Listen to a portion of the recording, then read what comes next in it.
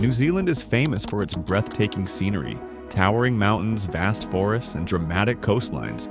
But behind this natural beauty lies a striking reality. Nearly 80% of the country is sparsely populated or entirely uninhabited. Covering an area of about 268,000 square kilometers, New Zealand is roughly the same size as the United Kingdom, yet it has a population of only around 5 million people. This difference translates into a dramatically lower population density, about 19 people per square kilometer in New Zealand, compared to over 270 people per square kilometer in the UK.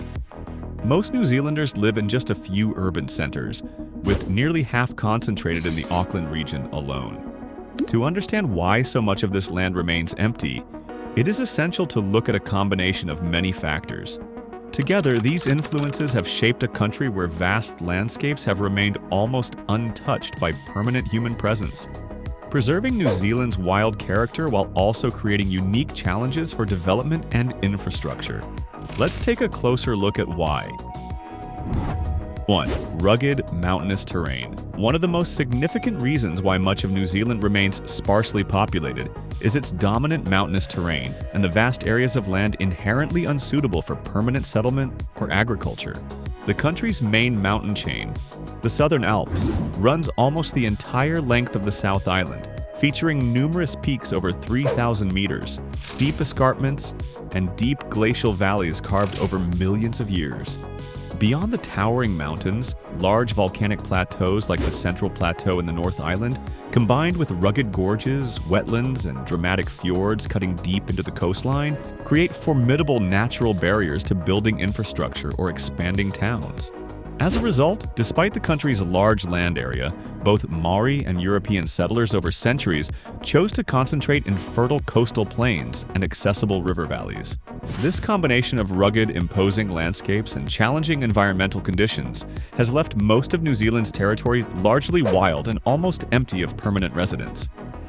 2. Extensive forests and protected land.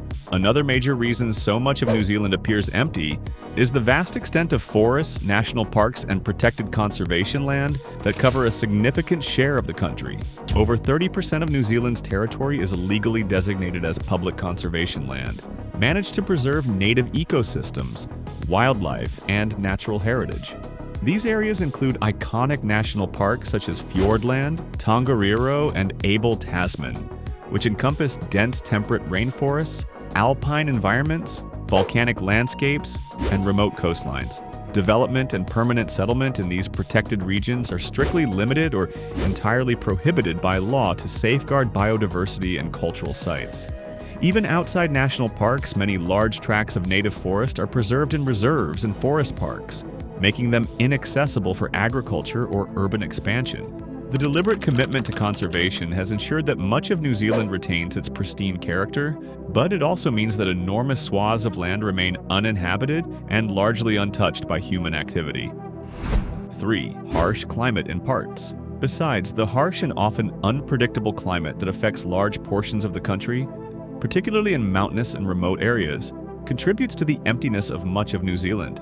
The west coast of the South Island, for example, receives extraordinary amounts of rain, often exceeding 7,000 millimeters annually in some locations, making it one of the wettest temperate regions on Earth. This persistent rainfall not only causes frequent flooding and landslides, but also creates dense, saturated soils that are difficult to build on or cultivate. In higher elevations, the climate becomes even more severe. Alpine regions experience long, bitterly cold winters with heavy snow accumulation, sub-zero temperatures, and frequent blizzards that can cut off access for weeks at a time. Areas like the Central Plateau in the North Island are also prone to harsh conditions, with sudden temperature drops, strong winds, and in volcanic zones, geothermal activity that further limits safe settlement. These climatic challenges have made it extremely difficult to sustain year-round communities or develop infrastructure in many regions, reinforcing patterns of concentrated population along more temperate coastal plains and sheltered river valleys. 4. Agriculture and pastoral use without dense settlement. A significant portion of New Zealand's seemingly empty land is, in fact, actively used for agriculture and pastoral farming. While these activities cover vast areas, they don't support dense human settlements. Much of the countryside, especially in the South Island and central regions of the North Island, is dominated by extensive sheep and cattle farming, which typically involves very large properties and low-intensity land use. A single farm can cover thousands of hectares, managed by only a handful of workers or a single family. Unlike intensive cropping or industrial farming found in more densely populated countries, New Zealand's pastoral system relies on wide open spaces to graze livestock year-round. As a result, you can travel for hours through rolling hills, grasslands, or tussock plains, and see few or no houses apart from distant farm buildings. Even in areas of productive agriculture, rural settlements often consist of small service towns rather than clustered villages. This pattern of low-density rural occupation has deep historical roots, dating back to colonial land policies that encouraged large pastoral leases rather than small holdings. 5. Highly urbanized population. When examining New Zealand's population distribution more closely, it becomes clear that the majority of people are heavily concentrated in a handful of urban centers, leaving vast rural and natural areas sparsely inhabited. Over 86% of New Zealanders live in urban areas, and nearly half the entire population resides in the broader Auckland region alone. Other significant centers like Wellington, Christchurch, Hamilton, and Tauranga together account for much of the rest. This pattern has historical roots. Early European settlers established ports and trading towns along the coast, which grew into hubs of commerce, governance, and transport, while the interior remained rugged and harder to access. Over time, economic opportunities, education, and healthcare became increasingly centralized in these urban centers, attracting more migration from rural areas. The result is a country where large swathes of farmland, mountains, and protected wilderness are sparsely populated or completely uninhabited, while a few metropolitan areas hold most of the people. 6th, historical settlement patterns. To understand why so few people live in New Zealand today, we have to look back. Way back. It can be seen that historical settlement patterns have played a crucial role in shaping the current landscape of inhabited versus empty land.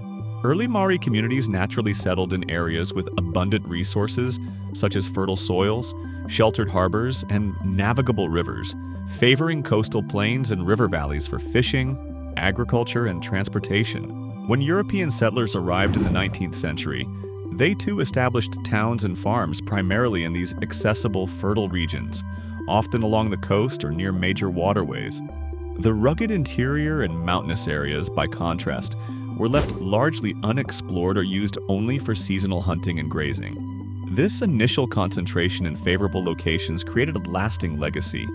Towns grew around ports and fertile land, while vast tracts of mountainous or difficult terrain remained wild and sparsely inhabited. 7. Isolation and distance.